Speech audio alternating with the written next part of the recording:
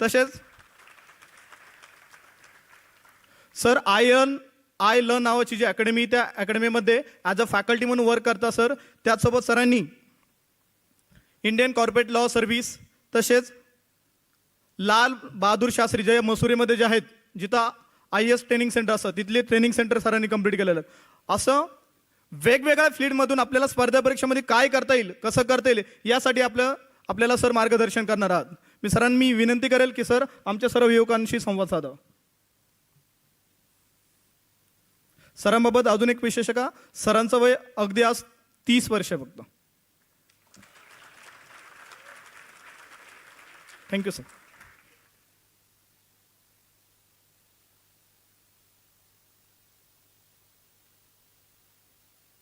Yes, morning all of you.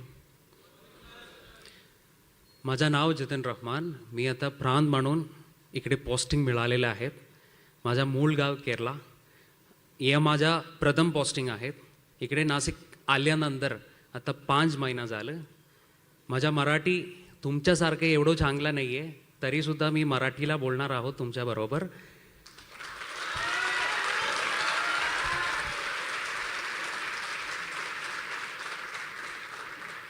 मी महाराष्ट्रात आल्यानंतर आता 5 महिना झालं. मला या देश, या राज्य, इकडेचा माणूस आणि मराठी भाषा इतका आवडतात. And I am actually in love with Maharashtra.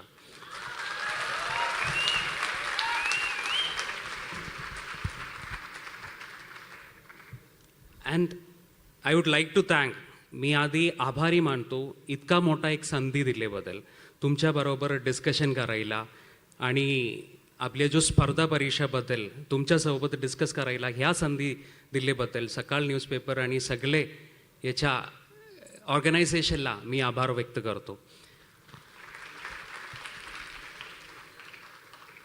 I would like to begin with a thought. मी जेव्हा इतिहास, हिस्ट्री पढताना, when I was reading history, मला हे लक्षात आलं 1920s 1930sमध्ये तुम्हाला USA माहिती आहे. USA म्हणजे एक पॉवरफुल नेशन आहे. USA एक ग्रेट इकॉनॉमिक डिप्रेशन झाले होतं. ग्रेट इकॉनॉमिक डिप्रेशन म्हणजे काय?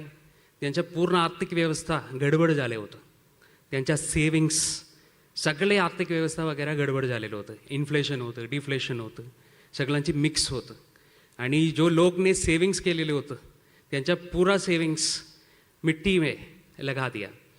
उई अवस्था पे, उस टाइम पे त्याच्या फिलॉसफर्स ने एक आइडिया प्रपोज किया. हर एक नेशन को एक आइडिया होईल. आणि USA एक कॅपिटलिस्टिक आइडिया होतं. ते आइडिया म्हणजे काय? ते आइडिया म्हणजे हे होतं, which means USA is a nation which provides equality. म्हणजे त्याच्या फिलॉसफर्स की आइडिया आहे, आपल्या जो नेशन आहे ना, आपल्या नेशन इक्वालिटी तुम्हाला देतो. आणि आपल्या नेशनमध्ये जो हार्डवर्क करतात त्यांना प्रथम स्थान मिळणार आहोत. म्हणजे तुमच्या मनावर, लोकांची, नागरिकांची मनावर एक आयडिया टाकले होतं. ते आयडिया म्हणजे काय? This nation is equal.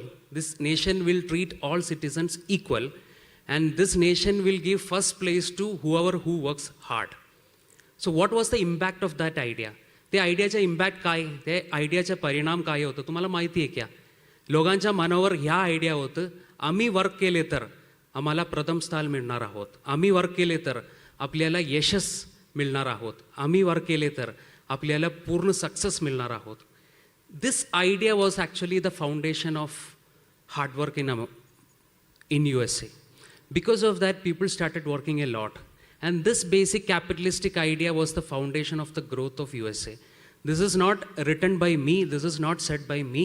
This is said by the renowned philosophist of the world. So what I'm telling is that all sort of success, तुमच्या जिंदगीमध्ये जो सक्सेस आहे, that actually starts with an idea and a belief. And what is that idea and belief? That is what you think about yourselves. ये फक्त नेशनसाठी apply होत नाही, हे सगळ्यांसाठी apply होतात. एक इंडिव्हिज्युअलसाठी पण अप्लाय होतात. फॉर एक्झाम्पल, तुम्ही स्वतःचा एक इमेज प्रिपेअर करून ठेवतात तुमच्या मनावर. फॉर एक्झाम्पल, जितेन रहमान म्हणून एक इमेज माझ्याकडे आहेत, बरोबर आहे ना? माझ्या इमेजमध्ये वो इमेज वैसा होगा, जितेन रहमान म्हणजे ये है, जितेन रहमान म्हणजे इतका केपेबल आहे, जितेन रहमानला इतका कॉन्फिडन्स आहे, इतका आहेत म्हणून माझ्याकडे एक इमेज आहे. तुम्ही सगळ्यांना एक इमेज असतील, बरोबर आहे ना? तुम्ही तुमच्या मनावर एक इमेज होतात, त्या इमेजमध्ये तुम्ही इमेजला डिफाईन करतात. ते इमेजमध्ये तुम्ही खूप सुंदर होईल, बरोबर आहे ना? तो इमेजमध्ये तुम्ही केपेबल होईल. म्हणजे माझा आयडिया आहे की हर एक स्पर्धा परीक्षा, हर एक काम करने का पूर्वी तुम्ही तुमचा एक इमेज प्रिपेअर करावा लागेल. त्या इमेजमध्ये you should be confident, you should be capable, you should be good enough to crack any of those exam or any of those work. So what I'm telling is that building such an image within you is first and foremost step to any successful adventure. So my suggestion is that before starting preparation for any examination, before doing anything in your life, you should create an image of yourselves, and that image should tell that you will be capable of cracking any of those factors. Without that image, you are not going to be successful in your life anywhere. So your image building, your स्वतःचा जो image आहे ना, that is the most and important thing. जेव्हा मी UPSC preparation सुरू झाले होतं 2015-16ला मी सुरू झाले होतं, त्यावेळेस माझा स्वतःचा मी एक इमेज बनवलेलं होतं. त्या इमेजमध्ये मला आधी डाऊट होतं, मला UPSC क्रॅक करू शकतो का? क्योंकि त्यावेळेस इतका ऑनलाईन स्ट्रीम वगैरे नव्हतं आणि माझ्या गावामध्ये कोणी IAS और IPS झालेलं पण नव्हतं. त्याच्यामुळे हे शंका होतं, मला ॲक्च्युली कन्फ्युज्ड होतं. माझ्या घरीतून वगैरे कोणाला नव्हतं सर्व्हिसमध्ये, इतका मोठा परीक्षा आपल्याला करू शकतो का? आणि माझ्या कॉलेज कालामध्ये या स्कूल कालामध्ये मी इतका चांगला स्टुडंट पण नव्हतं, एक ॲव्हरेज स्टुडंट होतं. ॲव्हरेज स्टुडंट म्हणजे 90% around, that is considered to be average. Okay, I mean, for IAS, you consider 99%, 100% वाला वेल परफॉर्मिंग स्टुडंट्स. 90% मार्क मिळालेले होतं, लेकिन इतका मोठा स्टुडंट नव्हतं. तरी पण मला कन्फ्युजन झाले होतं, मला करू शकतो का? So that doubt is the factor that you have to eliminate for any स्पर्धा परीक्षा, any competitive exam. That doubt factor has to be removed in the first instant. And 2015-16मध्ये मी सुरू झाले होतं. For the God's, because of the God's grace or whatever it is, because of my hard work also, I was able to crack UPSC in the first attempt. Crack in the sense till the final stage. Me prelims pass केले होतं आणि men's pass झाले होतं आणि इंटरव्ह्यूपर्यंत पोहोचलेले होतं. ते पूर्ण प्रक्रिया वगैरे मी माझा रुरल एरियातून केलेलं होतं. दिल्लीला वगैरे मी गेलेलं नव्हतं. त्याच्यामुळे मला कॉन्फिडन्स वाटलं आहे. कॉन्फिडन्स व्हायचं आहे, एक स्मॉल स्टेप म्हणून जातात. तुम्ही एखादा सक्सेसफुल झाले तर, तुम्ही एकदाला परीक्षा वगैरे क्लिअर केले तर तुम्हाला थोडा सक्सेस भेटणार आहोत. आणि पुढे पण तुम्ही ते कॉन्फिडन्स वापर करून पुढे जातात. सो फर्स्ट अटेम्प्टला मी इंटरव्ह्यूपर्यंत गेले होतं. अशामुळे मला पण कॉन्फिडन्स झालं, अरे बाबा, you can clear this exam. If you can clear this from A rural area, definitely you can clear this. So that was the moment when I decided that I can really crack this exam. So that is the reason why I tried again and again and again. So initially second time I got into IRTS, Indian Railway Traffic Service. I just joined and took leave. क्योंकि मला IASच्या स्वप्न मनावर होतं second time. आणि त्याच्यानंतर मी पुन्हा try केलं होतं. कॉर्पोरेट लॉ सर्व्हिस मिळालेलं होतं, इंडियन कॉर्पोरेट लॉ सर्व्हिस. त्याच्यानंतर कॉर्पोरेट लॉ सर्व्हिसला मी जॉईन झालं. मी ROC कोलकाता ऑफिसमध्ये जॉईन झाले होतं. त्याच्यानंतर पुन्हा परीक्षा देऊन मला IAS भेटले होतं. म्हणजे the intention of saying this thing is that for any examination what is more important is consistency. मला माहिती नाही मराठीला कन्सिस्टन्सीला काय म्हणतात, लेकिन the most important factor in any स्पर्धा परीक्षा is consistency. Believe me, I have been into IAS academy, LBSNAA, Mussoorie. आपल्या जो बॅचमध्ये 180 लोक असतात. 180 लोकमध्ये कुछ लोक वैसा आहे की खूप इंटेलिजंट आहे. खूप इंटेलिजंट म्हणजे IIT, IIM सारखे मोठा इन्स्टिट्यूशनतून आलेले माणूस होतात. कुछ लोक हे ओपन युनिव्हर्सिटीतून आलेले माणूस पण असतात. कुछ लोक is very disciplined and consistent that they clear this exam. What I am telling is that this examination is not the end of everything. But many people have a misconception about IAS examination, that IAS examination can be passed only by the cream of the society. वैसा कुछ नहीं है. जो rural एरियातून आलेले लोक आणि सगळे लोक हे एक्झामिनेशन पास करतात. हे एक्झामिनेशन नाही, माझ्या वाईफसुद्धा IIM पास झालेल्या आहेत. So she was also able to crack Indian Institute of Management exam. हे सगळे गोष्टी आपल्या शादीनंतर आपण केलेल्या आहेत. मी 5 वर्षापूर्वी शादी केलेली होतं, माझं लग्न झालं होतं. त्याच्यानंतर आपण पढाई सुरू केलं होतं. मी IAS पण पास झाले होतं. ती IIM एक्झाम पास झाल्यानंतर IIM लखनौमध्ये ॲडमिशन घेतले होतं. त्याच्यानंतर ॲमेझॉनमध्ये जॉब घेतले होतं. So what I am telling is that even marriage is not an hindrance. Nothing is going to hinder you if you believe that you are going to crack this exam. Got it? So this is my humble submission to you all. First, create an image of yourselves. If you yourselves think about your image is bad, तुमच्या इमेजबद्दल मतलब तुम्हाला पण वाईट वाटले तर then it is not going to work. तुम्ही तुमचा एक चांगला इमेज बनवा. तुमच्याबद्दल तुमचा एक स्वतः एक विश्वास होणं गरजेचं आहे. ते विश्वास हातावर घेऊन तुम्ही पुढे जा. That is my experience of my life, and that will actually lead to you success. And one more suggestion I would like to have is that in my whole life, whenever one challenge come to me, any challenges that comes before me, काहीतरी challenges माझ्यासमोर येते वक्त मी काय बनवतात ते challengesला मी breakup करतात. समजले का? फॉर एक्झाम्पल UPSC स्पर्धा परीक्षा, UPSC स्पर्धा परीक्षा पण actually you can break in two parts. UPSC स्पर्धा परीक्षामध्ये तुम्हाला इंटेलेक्ट होणं गरजेचं आहे, इंटेलिजन्स होणं गरजेचं आहे. You should have certain level of intelligence. Everyone agrees that. For that you have to read. Agreed. But that is only one part of the exam. Second part is you need to have mindfulness. Mindfulness म्हणजे काय? तुम्हाला focus होणं गरजेचं आहे. क्योंकि IAS परीक्षाच्या preliminary examination 2 तासचा examination आहे. 2 तास, सकाळी 2 तास आणि दुपारी नंतर 2 तासची म्हणून 2 पेपर्स आहेत. ते 2 तासला तुम्ही 100 क्वेश्चन अटेंड करावा लागेल. ते 100 क्वेश्चन अगदी फोकस म्हणून अगदी फोकस ठेवून तुम्ही करावा लागेल. ते फोकस तुम्हाला कुठून मिळणार? You have to practise mindfulness. So in your daily routine तुम्हाला माइंडफुलनेस नसेल तर तुम्ही एक्झामिनेशनला कशी ते माइंडफुलनेस अप्लाय करणार आहोत? So it is not possible. So the second target was to cultivate mindfulness. त्याच्यासाठी तुम्हाला काय करू शकतात? मी माझ्या फोनचा वापर वगैरे अगदी कमी केले होतं, समजले का? आणि योगा प्रॅक्टिस सुरू केले होतं. आणि डेली लाईफला माइंडफुलनेस प्रॅक्टिस मी सुरू केले होतं. So I was able to crack the second part of the exam, mindfulness. And the third part is emotional stability. तुमच्या जो मागे लेक्चर स्ट्रेस मॅनेजमेंटच्या बद्दल होतं. सो UPSC एक्झामसाठी पण तुम्हाला इमोशनल स्टेबिलिटी पाहिजे. What you mean by emotional stability? Prelims examination लिखताना तुम्हाला खूप प्रेशर येणार आहोत, क्योंकि तुमच्या डिग्री या PG नंतर तुम्ही हे एक्झामिनेशन अटेंड करणार आहोत 24 या 25 एजला वगैरे. तुम्हाला घरीतून प्रेशर येतात. तुम्ही 1.5 साल वगैरे तयारी करून हे एक्झामिनेशन अप्लाय करतात. तुम्हाला 100% प्रेशर होणार आहोत, बरोबर आहे ना? ते प्रेशरला तुम्ही कशी मॅनेज करणार आहोत? आणि UPSCच्या second part is mains examination. Mains examination, एक examination is for 3 hours. And in that 3 hours you have to run एकच क्वेश्चनला कम से कम 200 वर्ड्स के आसपास तुम्ही लिहायला पाहिजे. So 3 hours continuously you have to write. Believe me, you won't be getting time to take your pen back. You will write 1 exam, 2nd exam afternoon, 3rd exam on the very next day, 4th exam on the very next day afternoon. So what I'm telling is that 1, 2, 3 days continuous exam. You won't be getting time to read after the examination. To be frank, I'm not exaggerating. हे 3 घंटा तुम्ही कशी लिखणार आणि त्याच्यानंतर दुपारी नंतर पुन्हा लिहावं लागेल.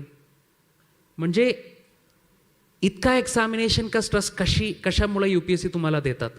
दे are checking whether you have the emotional stability to do the job that is interested upon you. For example, जेव्हा तुम्ही IAS या UPSC पास करून काहीतरी डिपार्टमेंटमध्ये तुम्हाला काम भेटणार आहोत. फॉर एक्झाम्पल IAS असेल, तुम्ही आधी रेव्हेन्यू डिपार्टमेंटमध्ये तुम्हाला काम भेटणार आहोत. त्यावेळेस पण तुम्हाला इतका प्रेशर येतात. तुम्हाला इमोशनल स्टेबिलिटी होणं गरजेचं आहे. ते इमोशनल स्टेबिलिटी तुम्हाला आहेत का नाही ते UPSC एक्झामिनेशनद्वारा चेक करतात. So what I am telling is that every examination has some psychological intentions behind it. The way they have actually designed the examination. So you have to understand, तुम्ही आधी ते समजायला पाहिजे तो एक्झामिनेशनच्या सायकॉलॉजिकल नीड काय, तुमच्याकडून काय अपेक्षित आहेत. Once you understand the demands of an examination, it is easy to crack that examination. So once you clear the mains examination, you go into an interview board. Interview board पण खूप difficult आहे. Difficult म्हणजे काय, आपल्याला इतका tension येतात. आपण 2 वर्ष वगैरे तयारी करतात आणि त्याच्यानंतर तुम्ही दिल्लीला जातात पुरा सूट वगैरे पहनकर. तुम्हाला इतका हॅबिट नाही आहे सूट वगैरे पहनणं, टाई वगैरे पहनायची. त्याच्यानंतर तुम्ही इंटरव्ह्यू बोर्डकडे जातात. इंटरव्ह्यू बोर्ड एक होशू मॅग्नेट आहे ना, त्याच्यासारखे एक राऊंड टेबल नाही, होशू टेबल सारखे होईल आणि चेअरमॅन तिकडे बसतात आणि बाकी सगळे मेंबर्स इकडे असतात. They can ask you any question. My first interview they asked, I was bit nervous. They asked me, Jitin what kind you drink tea. This was the first question to me. तुम्ही चहा पितात का? So I was like yes sir. So I was expecting some like high intellectual question in UPSC because is UPSC examination right. तुम्हाला मोठा question भेटणार आहोत, तेच माझ्या अपेक्षा होतं. लेकिन आधी फर्स्ट क्वेश्चन हे होतं, तुम्ही चहा पितात का? कुठला चहा पितात तुम्ही? चहा पितात सर म्हणजे we were not actually understanding which tea we were actually having. They asked whether you are drinking केरलावाला टी और Assam tea. Then they asked question about teas to me. It was actually healthy conversation. So what I am telling is that UPSC interview is not actually testing your knowledge. तुम्हाला confidence आहेत का? तुम्हाला काहीतरी विचारले तर ते त्याच्या उत्तर देऊ शकतो का? तुम्हाला मॅनेज करू शकतो का? त्यांनी शाळेत झगडा पण करतात बीचमध्ये. आपण काहीतरी ओपिनियन देतात, 100% काहीतरी ओपिनियन होईल ना, ते ओपिनियनच्या विरुद्ध काहीतरी त्यांनी वेगळ्या ॲन्सर देतात. ते ओपिनियन बराबर नाही आहे जिथे आपल्या ओपिनियन येई आहे, तुमच्या जो ओपिनियन बराबर नाही आहे म्हणून सांगतात. So that also you have a way of dealing with those opinions also, their opinion. So we should be very respectful in our answers. So what I'm telling is that every examination actually demands a separate set of skill set. तुम्ही IAM परीक्षा लिखताना IAM कॅन्डिडेट्सकडून त्यांच्या expectation वेगळे असतात, UPSCतून त्यांच्या expectation वेगळे असतात. And every question paper is design to check whether तुमच्याकडे तो स्किल सेट आहेत का नाही. So any examination you are trying, I'm not saying about UPSC alone. तुमच्या इकडेच्या तलाठी एक्झाम, डेप्युटी कलेक्टर एक्झाम वगैरे वेगळे पद्धतीने कंडक्ट करतात. त्यांच्या डिमँड वगैरे वेगळे आहेत. समजले का? So every examination have a different set of skill set required. तुमच्या पहिला काम आहे की तुम्ही जो लिखणारे exam that we are going to attempt, त्याच्या डिमँड काय ते आधी तुम्ही बघा आणि त्याच्या डिमँडप्रमाणे तुम्हाला काय करू शकतात. म्हणजे फर्स्ट अनलायझिंग द डिमँड, ते डिमँडला तुम्ही ब्रेक करा आणि पार्ट्स करा आणि ते पार्ट्सला तुम्हाला कशी अटेंड करू शकतात. How can you do justice to that particular area. You understood? For example I can give you one more example. Right now I am posted at SDO Nashik. जेव्हा मी महाराष्ट्राला येताना मला मराठी मी ऐकलेले पण नव्हतं. I didn't knew Marathi. And believe me, माझ्या ऑफिसमध्ये जो फाईल्स असतात 100% फाइल्स मराठीमध्ये येतात. एक ही अंग्रेजी पद नहीं होगा. अगर हाईकोर्ट की जजमेंट वगैरे असेल अंग्रेजीमध्ये होईल. माझ्या जिंदगीभर मी मल्याळम आणि इंग्लिश शिकवले होतं, मराठी ऐकलेलं पण नव्हतं. And after getting a job I am suppose to give decisions in writing in Marathi, and I am supposed to give decisions after hearing the people who speak in Marathi. म्हणजे this is actually a challenge, right? तुम्हाला मराठी शिकवायचं, मराठी बोलायचं, मराठी ऐकायचं, and you have to understand. And in IAS you are given the topmost position in the first instance itself. Right now I am given the charge of a subdivision. I am given the charge of a tribal department as well. Tribal department मध्ये 8 तालुका मी cover करतात, माझ्याकडे येतात. आणि प्रांत म्हणून revenue डिपार्टमेंटमध्ये सबडिव्हिजनल officer, assistant collector म्हणून एक तालुका, नाशिक तालुका माझ्याकडे येतात. म्हणजे इतका मोठा जबाबदारी आहे. इतका मोठा जबाबदारी, तुम्हाला भाषा पण येत नाही तरी पण गव्हर्नमेंट तुमच्या हातावर देतात. So that is a fun of UPSC exam. That is a fun of being an IAS officer. This is the challenge that you have to go. And what I was going to tell is that या चॅलेंजमध्ये what I was doing is that I have to read and write Marathi. So that is my challenge. याच्यामध्ये 2 skills मोठा important आहे. आधी file, you have to read the file. So comprehension part is very important. So how can you improve the comprehension? That was the first challenge. So comprehensionसाठी मी आधी पासून सुरू केले होतं. आणि आपल्या जो न्यूजपेपर एकदम सिम्पल न्यूजपेपरपासून आधी सुरू केले. आणि actually believe me I have started with first class standard textbooks. So that was actually going back to my childhood days. It was really interesting. सगळे एक्झामिनेशन पास झाल्यानंतर तुम्ही पुन्हा छोटं पोएमपासून सुरू करतात. But that was actually a relieving experience. So इनिशियलपासून कॉम्प्रिहेन्शनपासून. And the second skill that you should have is listening skills. बोलताना तुम्हाला थोडा हिंदी पण मिक्स करू शकतात, काही प्रॉब्लेम नाही. लेकिन listening skills is very important. मला डिमांड करू शकत नाही. काहीतरी शेतकरी माझ्यासमोर येताना त्यांना अंग्रेजीला बोलताना मला फोर्स करू शकत नाही. त्यांना फक्त मराठी येतात, त्यांनी महाराष्ट्रीयन आहेत. That listening skill we have to promote, we have to develop. So how can you develop that listening skills? So initial days, every meetings and all, I used to write some words, new words. I used to include that words while I'm speaking. So that listening skills have to be improved. And speaking skills, obviously. Speaking skills कशी improve करायचे? जेव्हा तुम्हाला काहीतरी संधी भेटणार आहोत ना, for example ह्या एक संधी आहे, ऑपॉर्च्युनिटी. स्पीक करताना तुम्हाला संधी भेटतील, ते संधी तुम्ही वापर करायचे. मला माहिती आहे मराठी तुम्हाला you feel it as a joke also at certain point whenever I speak. Many people, initial days and all. But still I used to speak. Bindas बोलायचे. And how can you speak well? You can speak well if you write well. So every day I started writing diary in Marathi. So what I'm telling is that this way Marathi wala challenge was able to, I mean I'm still on the process of cracking it, But what I'm telling you is that every challenge you have to break it into parts, then understand the issues, and then give your best. So this is the whole story and the whole suggestion or advice or whatever it is. I also belong to the same generation. So I don't have I don't feel it as an advice for you. This is just my experience. If you feel that this experience is right, तुम्हाला तुमच्या लाईफमध्ये पण ते वापर करू शकतात. And believe me that has actually work for me. Thank you.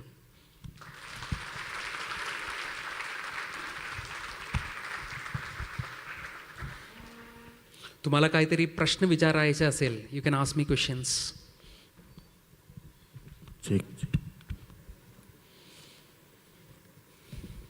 कोणाला काही प्रश्न असेल तर आपण 2-3 प्रश्न घेऊयात. नमस्कार सर. मला असा प्रश्न होता की आपण कन्सिस्टन्सी कशी मेंटेन करायची फेलियर आल्यावर देखील? You can seat.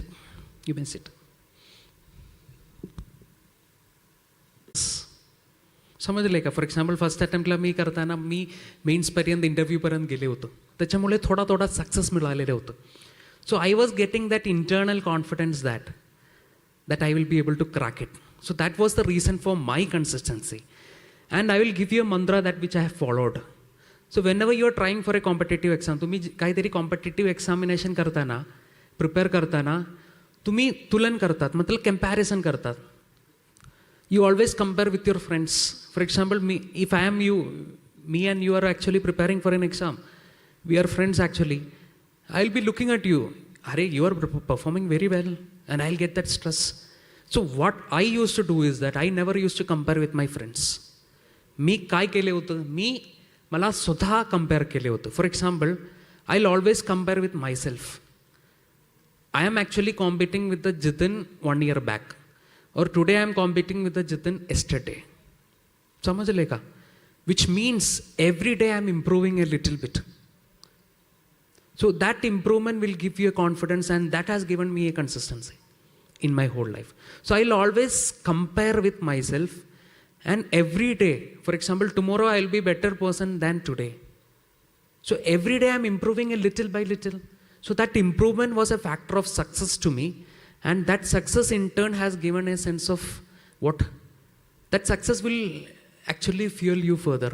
And that success was the reason for our consistency as well. So this is the mantra that I had followed in my life. तुम्ही always you compare with your self. तुम्ही if you compare with your self ना तुम्हाला tension पण येत नाही.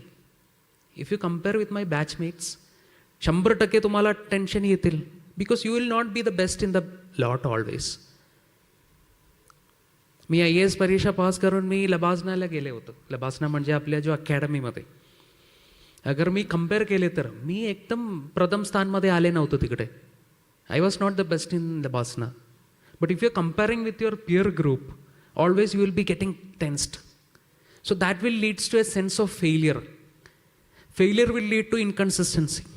So my policy was to compare with yourselves. Then you will be always successful. Success will lead to consistency. This was my basic mantra. Thank you. Sir, I am also an UPSC aspirant. Sir, you talked about self-image. Sorry? Self-image. Self-image, yes. Yes. Sir, I was going to ask you that it is a very personal question. Sir. Personally, I have a lot of self-doubt about myself. So, what advice would you give to me about how to remove those self-doubt and create I have always seen, I have every time seen any IAS officer, they have a very charming personality, sir. Like yourself. Thank you. I would like to be like you, sir, one day. Okay. What advice will you give? Thank you. नक्कीच इतिहास लिखने के लिए कलम की नाही हौसलों की जरूर होती. आणि मला वाटतं सर नक्कीच तुमच्या या संवादानंतर आमच्या सर्व तरुणाईमध्ये नक्कीच त्यांचा हौसला वाढला असेल. येस, अजून कोणी असेल? I'll answer this question in a brief regarding self-doubt. Believe me, सगळ्यांना self-doubt असतात. तुम्ही एक माणूसचं नाव सांगा. फॉर एक्झाम्पल कोणी मोठा मतलब शशी थरूर मोठा म्हणजे त्यांच्या स्पीचेस वगैरे सगळ्यांना आवडतात.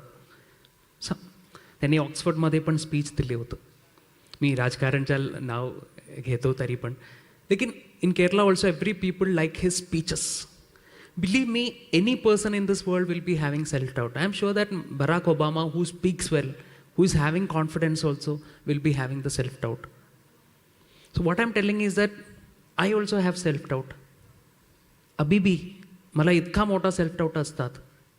सगळ्यांना हे कॉमन इश्यू असतात. Self-doubt goes with everyone. So it's how you manage it. So my personal request or advice to you is that fake it till you become that. Fake it till you become that. If you don't have confidence, fake confidence till you become confident. That is only way. अरे ये बॉलिवूड लोक वगैरे तुम्हाला वाटतात का ते लोक जन्मपासून confident होतं? नाही, त्यांनी पण ॲक्च्युली कल्टिवेट केलेले होतं. Everything nothing comes in a platter to you. अंग्रेजीमध्ये ते बोलतात हमेशा. Nothing comes in a platter to you. Not everything is served. Certain things you have to go and achieve. Most of the things. So fake it till you become that. If you have confidence of or if you have self-doubt regarding, for example, if you are not a good speaker, तुम्हाला भाषण द्यायला काहीतरी difficulty असेल, give भाषण्स till you become a good speaker. So my humble suggestion is that fake it till you become one. Thank you. Good morning sir. Good morning. Sir तुम्ही एक class 1 अधिकारी आणि तुम्ही केरळवरून इथं आलात आणि तुम्ही मराठीत बोलले आणि मी जर तुम्हाला समजण्यासाठी प्रश्न इंग्लिशमध्ये विचारला तर ते अपमानास्पद होईल म्हणून मी मराठीतच विचारतो. ओके. सर आपण जर एखाद्या एक्झामिनेशनसाठी प्रिपेअर करतोय किंवा स्टार्ट करतोय तर इथे एक कल्चर तयार झाले की म्हणजे पहिला प्रश्न असा राहतो की प्लॅन बी काय राहील. तर माझं असं आहे की जर मी प्लॅन ए वर दृढ आहे तर प्लॅन बीची गरज काय. तर तुमचं यावर मत काय आहे. Nice question. Actually I also had this doubt वारी प्रिपेअरिंग प्लॅन ए आणि प्लॅन बी. क्योंकि Very difficult question to answer. If I answer in both ways, you can take it in different ways. For example, तुम्हाला plan बी असेल, तुम्हाला थोडा tension free लागतात. For example, जेव्हा मी UPSCला prepare करताना मला प्लॅन बी होतं. प्लॅन बी काय होतं, माझं डिग्री बेसिक मेकॅनिकल इंजिनिअरिंग होतं आणि हर एक केरळचा माणूस काय करतात, डिग्रीनंतर मिडल ईस्टमध्ये जातात कामासाठी. So I was having a plan B of going to Middle East for working if it is not working out. So in my personal case, I would say that एक plan B हमेशा open करून ठेवा. This is not actually because of your less confidence actually. That plan B will actually help you to less stressful in the preparation. अगर तुम्हाला plan B नसेल तर तुम्हाला जास्त स्ट्रेस वाढतात. तुमच्या केसमध्ये क्लास 1 एम्प्लॉई आहे, तुम्हाला ऑलरेडी एक प्लॅन बी आहेत, म्हणजे you already have a job with you. But in my case I didn't had any job while I was preparing. त्याच्यामुळे मला प्लॅन बी होणं गरजेचं होतं. This is actually not out of self doubt. It depends from person to person. For example in case of UPSC I am not actually demotivating you. UPSCमध्ये 10 लाख या 12 लोक application करतात. त्याच्यामध्ये 15,000 लोकांना प्रिलिमिनरी एक्झामिनेशन पास होतात. त्याच्यानंतर 3,000 लोक इंटरव्ह्यूपर्यंत जातात.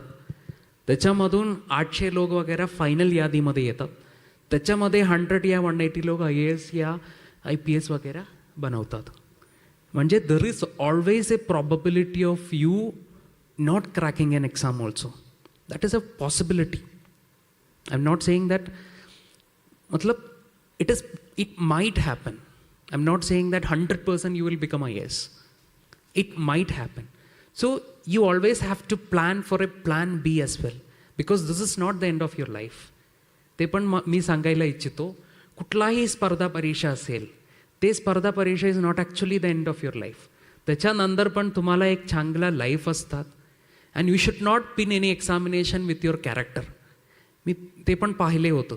UPSC प्रिपरेशन करताना बरेच लोक काय करतात, 7-8 अटेम्प्ट येतात आणि फायनल शेवटच्या अटेम्प्टला त्यांनी क्लिअर नाही होतात, तरी पण झालेले होतं माझा experience. And after that they feel demotivated. They feel that they are good for nothing. So you should not have a feeling like that. Any examination is not the end of the world.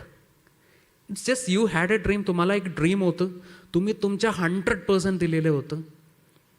Even if you are not clearing, what is the problem? By years of preparation, your skill would have enriched. You would have learned a lot of many things. You shoot for the moon. Even if you miss, you are among the stars. Thank you.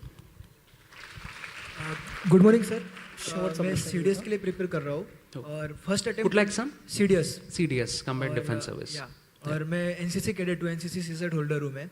और मैं first attempt 24 में देना चाहता हूँ. और जैसे आपने बताया, हमेशा प्लान बी भी रखना चाहिए. और प्लान बी में MBA भी कर रहा हूँ कि अगर वहाँ पे नहीं हुआ तो MBA करने के बाद कहीं ना कहीं तो जॉब मिलने जा रहा है. ओके. और हर रोज़ न्यूज़पेपर भी पढ़ता हूँ और नोट भी प्रिपेयर करता हूँ. आप कुछ सजेशन देंगे कि मतलब नोट्स को उसको किस वे में लेना है और न्यूज़ रिलेटेड क्या किस चीज़ों पे फोकस करना है, किस एरिया पे ज़्यादा फोकस करना है?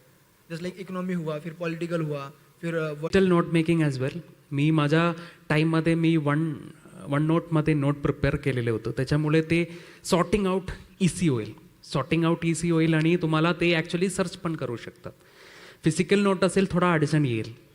आणि प्रिपरेशनच्या बद्दल actually it's very difficult to answer within like 2 or 3 minutes. तुम्ही सिलेबस फॉलो करा. Actually the core of UPSC preparation is syllabus आणि क्वेश्चन पेपर. सिलेबस आणि क्वेश्चन पेपरप्रमाणे तुम्ही डिमॅंड काय येते बघा, डिमॅंडप्रमाणे वाचवा. फॉर एक्झाम्पल, न्यूजपेपरमध्ये किती न्यूज असतात, आपल्या जो सकाळ न्यूजपेपरमध्ये किती न्यूसेस असतात दररोज, ते सगळे न्यूज आपल्याला वाचायला काही गरज नाही आहे. कुछ न्यूसेसमध्ये आपण फोकस करायचं. ते कुठला न्यूज आहे ते समजायलासाठी तुम्ही तुमचा सिलेबस वाजवायचं आणि तुम्ही क्वेश्चन पेपर बघायचं. या सिलेबसमधून याच्या क्वेश्चन्स येतात. And on the basis of that you have to program your mind and you have to read according to that program. So my humble suggestion is that go through the syllabus and question paper, then create a structure what to read and what not to read. That will guide you. Thank you. Sir नक्कीच इथं आमचे काही सहकारी बोलले plan बी बाबत. मला नक्कीच वाटतं की एक मराठीत एक थॉट आहे, परतीचे दोर कापल्याशिवाय यशाची शिदोरी कधी भेटत नसते. मला वाटतं एक ध्येय जर निश्चित असेल तर नक्कीच आपण त्याच्याकडे जाऊ शकतो. एक व्यंकटेश कल्याणकर जे कवी म्हणून बोलून जातात, वाचणं हे पेरणं असतं, वाचणं हे पेरणं असतं तर लिहिणं हे उगवणं असतं.